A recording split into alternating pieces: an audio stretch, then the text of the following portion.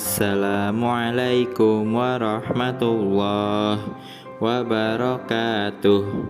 Apa kabar anak-anak kelas 6? Pada dan harap semuanya dalam keadaan baik-baik saja. Untuk hari ini kita masuk di tematik 6E. Sebelum belajar, alangkah baiknya kita berdoa bersama-sama. Bismillahirrahmanirrahim. Rabbi zidni ilma warzuqni fahma. Amin. Hari ini kita sudah masuk di tematik 6E, subtema yang kedua, pembelajaran 1, 2, dan 3. Hari ini kita akan belajar tentang ekspor dan impor, benda magnetik dan non-magnetik, dan yang terakhir yaitu daftar riwayat hidup. Pernahkah kalian mendengar tentang kegiatan impor dan ekspor? Nah, untuk memahaminya, simaklah penjelasan berikut. Ekspor adalah salah satu kegiatan ekonomi yang dilakukan dengan cara penjualan atau mengeluarkan barang dari dalam negeri dan dikirimkan ke negara lain. Singkatnya, ekspor itu adalah barang yang diproduksi di dalam negeri lalu kemudian dikirim ke luar negeri.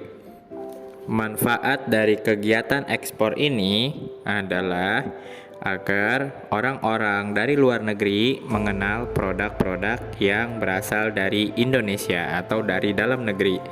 Nah, tujuan kegiatan ekspor ini adalah untuk membuat dunia usaha menjadi lebih kondusif.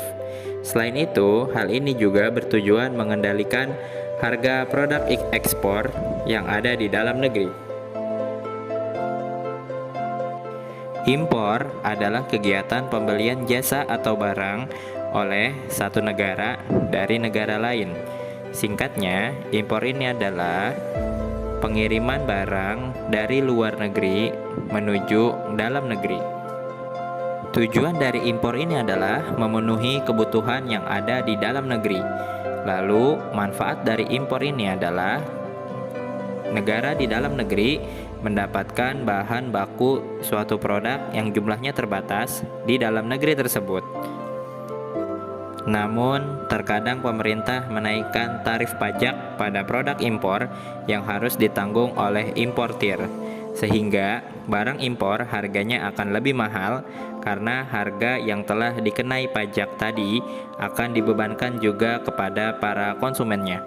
Jadi, tidak heran bila produk impor harganya lebih tinggi dibanding produk lokal. Tidak semua benda dapat ditarik oleh magnet. Benda yang dapat ditarik oleh magnet disebut dengan benda magnetik, dan yang tidak dapat ditarik disebut dengan non-magnetik. Nah, yang pertama yaitu benda magnetik. Benda magnetik adalah benda-benda yang terbuat dari bahan yang mengandung unsur magnet atau logam yang dapat berinteraksi dengan magnet. Yang pertama yaitu bahan ferromagnetik. Bahan ini adalah bahan yang dapat ditarik dengan kuat oleh magnet. Contohnya yaitu besi, baja, kobalt, dan nikel. Lalu yang kedua yaitu bahan paramagnetik. Bahan ini adalah bahan yang dapat ditarik dengan lemah oleh magnet dan tidak sekuat ferromagnetik. Contohnya yaitu adalah aluminium dan platina.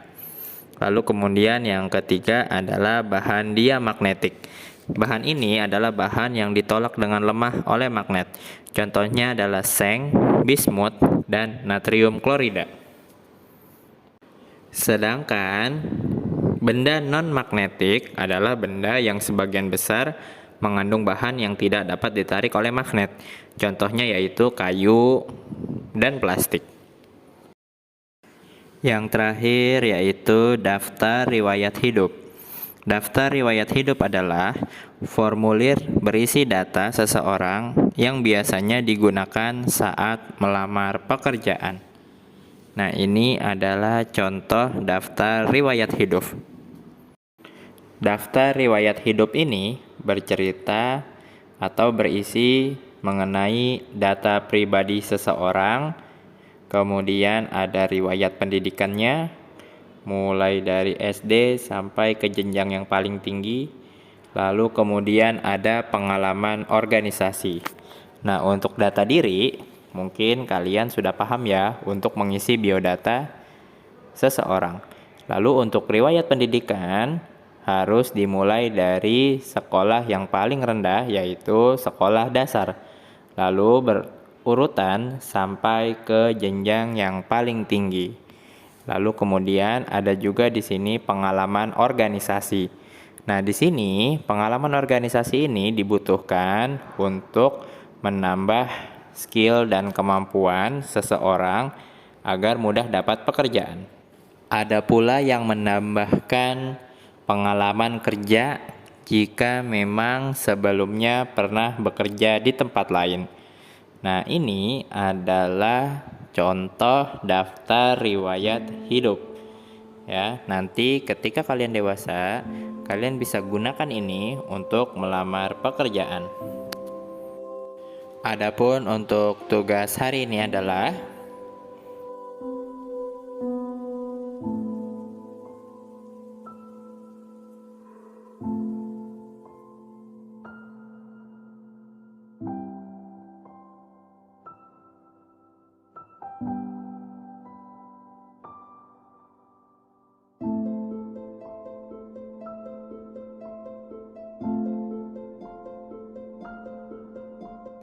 Oke, terima kasih untuk materi hari ini dan terima kasih telah menyaksikan video yang Pada dan buat. Pada dan akhiri, wassalamualaikum warahmatullahi wabarakatuh.